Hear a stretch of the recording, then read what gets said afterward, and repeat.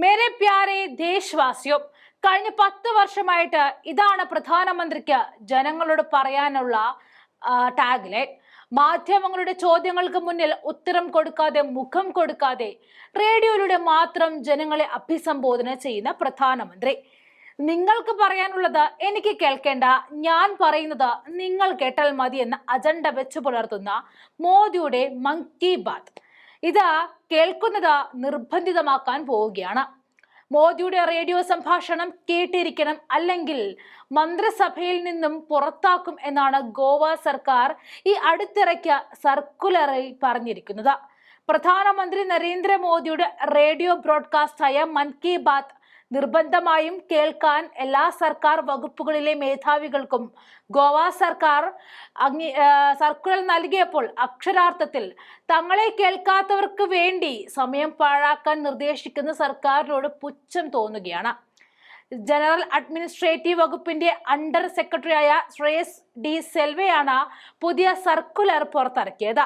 ഗോവ സംസ്ഥാനത്തിന്റെ ഭരണവും സേവനവും വർദ്ധിപ്പിക്കുന്നതിനും ഇവ നടപ്പിലാക്കുന്നതിനും മൻ കി ബാത്തിലെ നല്ല നിർദ്ദേശങ്ങളും മികച്ച പ്രവർത്തനങ്ങളും നിരീക്ഷിക്കണമെന്നും ഇതിൽ നിന്നും പ്രചോദനം ഉൾക്കൊള്ളണമെന്നും സർക്കുലറിൽ പറയുന്നുണ്ട്.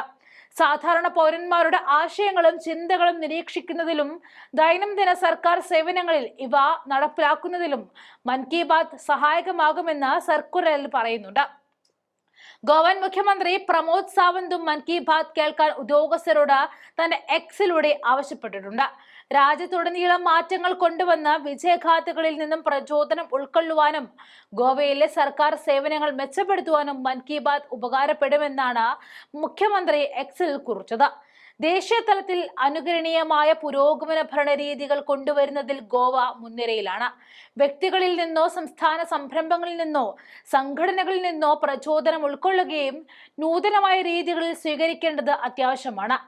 ജീവിത നിലവാരം വർദ്ധിപ്പിക്കുന്നതിലും ബിസിനസ് വളർത്തുന്നതിലും ഗോവ വികസിപ്പിക്കുന്നതിലും ഇത് ഉപകാരപ്പെടുമെന്ന് അദ്ദേഹം കൂട്ടിച്ചേർത്തു. 2014 മുതൽ രാജ്യത്തെ അഭിസംബോധന ചെയ്യാനായി പ്രധാനമന്ത്രി നരേന്ദ്രമോദി അവതരിപ്പിച്ച റേഡിയോ ബ്രോഡ്കാസ്റ്റാണ് മൻ കി ബാത്ത്.